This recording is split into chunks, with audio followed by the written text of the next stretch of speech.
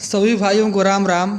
आज हम उपस्थित हैं सलेमगढ़ सतराम पंथ आश्रम पर और हमारे साथ हैं वरिष्ठ गुरु भाई श्री राजेश प्रसाद जी हैं, राजेश दास जी हैं, जो आश्रम के प्रति बहुत ही समर्पित रहते हैं और सभी गुरु भाइयों का सेवा के लिए अहरनिश लगे रहते हैं। तो हम चर्चा कर रहे हैं अध्यात्म की इस कड़ी में कि जीव के बारे में, जीव और आत्मा में क्या भेद है, इस पर तुम पहले बताया चर्चा हो चुका है। लेकिन हम चर्चा आज करेंगे कि जीव आता कहाँ से है और जीव जाता कहाँ से है। इससे कबीर साहब का एक छोटा सा दोहा है कि निर्गुण से आवेला जीवा सरगुण में समा गईले हो राम, काया गढ़ कैले मुकाम माया में समा गईले हो राम। तो ये दोहा है, लेकिन वास्तव में इसका अर्थ क्या है, चाहे कबीर साहब किस लोक की बात करते हैं जहाँ जीव आता है जाता है। दुनिया में तमाम बड़े बड़े धर्मगुरु हैं, बहुत ही धर्म है और सब में तो ध्येय यही है कि जीव का मुक्ति होना चाहिए। लेकिन वास्तविक मुक्ति क्या है? कई ऐसे धर्म हैं जो पुनर्जन्म को नहीं मानते हैं, कुछ पुनर्जन्म को मानते हैं और कुछ ऐसे धर्म हैं मानते हैं कि फला लोक में जाने से मुक्ति मिल गया, चाहे पुण्य इकट्ठा हो गया स्वर्ग में चले गए तो मुक्ति हो गया, या फिर हम जन्नत में चले गए तो मुक्ति हो गया। लेकिन वास्तविक मुक्ति क्या है, इसके बारे में चर्चा करेंगे। तो हमारे साथ हैं वरिष्ठ गुरु भाई राजेश जी, उनसे हम चर्चा करते हैं। जी राम राम। राम राम जी, राम राम जी। आज हम जानना चाहते हैं कि वास्तविक मुक्ति क्या है और जीव कहाँ से आता है और कहाँ जाता है, इस पर थोड़ा प्रकाश डालिए। क्योंकि आज के जो वर्तमान युग है वहाँ पर लोग बहुत ही भ्रमित हैं धर्म को लेकर, अध्यात्म को लेकर, और उसका मर्म नहीं समझ पा रहे हैं क्या है। तो इस पर थोड़ा प्रकाश डालिए कि जीव कहाँ से आता है, कहाँ जाता है। जी। महाराज जी की वाणी है कि जीव के विषय में, ऐसे तो जीव के विषय में जितने भी ग्रंथ हैं, चाहे और भी पंथ हैं, चाहे जो संतों का मत है, अधिकांश लोग जीव के विषय में नहीं बताते हैं। और जीव कहाँ से आया ये भी नहीं बताते हैं। हाँ, जीव आत्मा मिली जुली बातें लोग करते हैं। कोई अपने को शरीर मान लेता है, कोई अपने को आत्मा मान लेता है, कोई अपने को ब्रह्म मान लेता है, लेकिन अपने को जीव मानना ये लोग नहीं मान पाते हैं। क्यों? कि यह उनका मन जो है वो बोध नहीं करता। और जीव की जो बात है वो गुप्तमति की बात है। और इसके विषय में सतगुरु कबीर साहब बताए हैं कि जीव कहाँ से आया। तो सतगुरु कबीर साहब कहे हैं अपने दोहा में कि कहाँ से जीव आवेला, कहाँ समा जाला हे राम, और कहाँ में बदला मुकाम, कहाँ में लपटा गए हे राम। और उन्होंने उसका उत्तर भी दिया, कोई दूसरा कोई उत्तर देने वाला भी नहीं है, कि निर्गुण से जीव आवेला आ सरगुण समा गईले हे राम, आ कायागढ़ कैले मुकाम माया में लपटा गईले हे राम। यानी ये जीव जो है निर्गुण लोक से आया। ये सतगुरु कबीर साहब की वाणी है।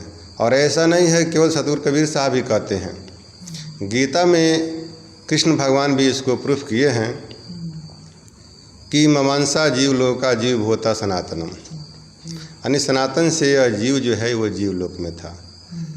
तो यह जीव लोक और निर्गुण लोक और आत्म लोक, कैवल्य लोक, ये जो भी लोक है ये सब एक प्रांत है और सबकी राजधानी है वह साकेत लोक है, साकेत लोक है। तो जीव जो अपने स्वरूप में रहता है तो जीवलोक में रहता है, आत्मा भाव में रहता है तो आत्मलोक में रहता है। तो ऐसे ही वह अलग अलग मतलब लोक है। तो निर्गुण लोक से यह जीव आया है। आने के लिए जीव वहाँ से तो एक बार आ गया, यानी आवा और गमन। तो आवा तो एक बार हो गया इस संसार में, लेकिन यहाँ पर जीव आने के बाद यह जीव जो है भ्रमित हो गया है और अपने आप को भूल भी गया है। अब इसको ये नहीं पता कि हम यहाँ से कहाँ जाएंगे।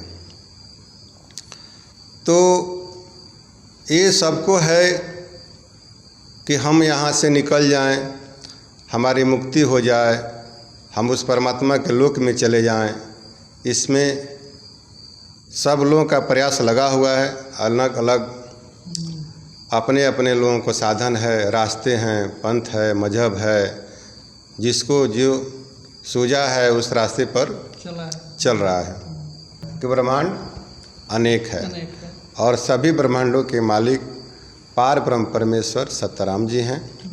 और इसके विषय में जो गुप्तमति का जो सत्संग है उसमें बताया गया है कि सतलोक एक लोक है, सब लोकन से आन, आ सतराम तह रहत है, बाकी नूर जहान। और भी एक नानक जी की वाणी है कि अव्वल आल्हा नूर उपाया, कुदरत के सब बंदे, आ एक नूर से सब जग उपजा, क्या भला क्या मंदे।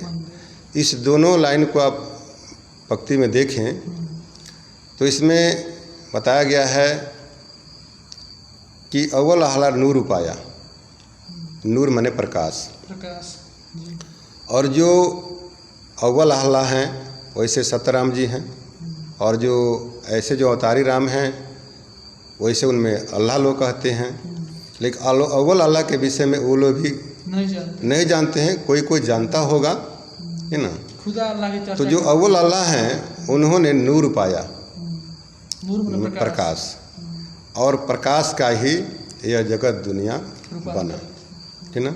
और वही बात ये हमारी गुप्तमति के दोहा में बताया गया है कि सतलोक एक लोक है, सब लोकन से आन, सतराम तहाँ रहत है, बाकी नूर जहान।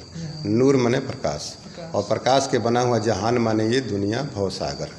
और जो दुनिया भवसागर जो नूर प्रकाश से बना हुआ है, इसमें सब पर ब्रह्म नारायण जी, ब्रह्मा विष्णु महेश और 33 कोटि देवता, और उसके बाद से जितने भी जीव हैं ये सब लोग इस जगत नूर प्रकाश में लोग हैं। और वो जो हैं इससे अलग हैं, वो सतलोक में हैं, जो सत्यराम जी हैं वो सबके मालिक हैं, माया ब्रह्म जीव के स्वामी, और सत्यराम एक अंतर्यामी। वही अंतर्यामी हैं जो सबकी बात को जानते हैं।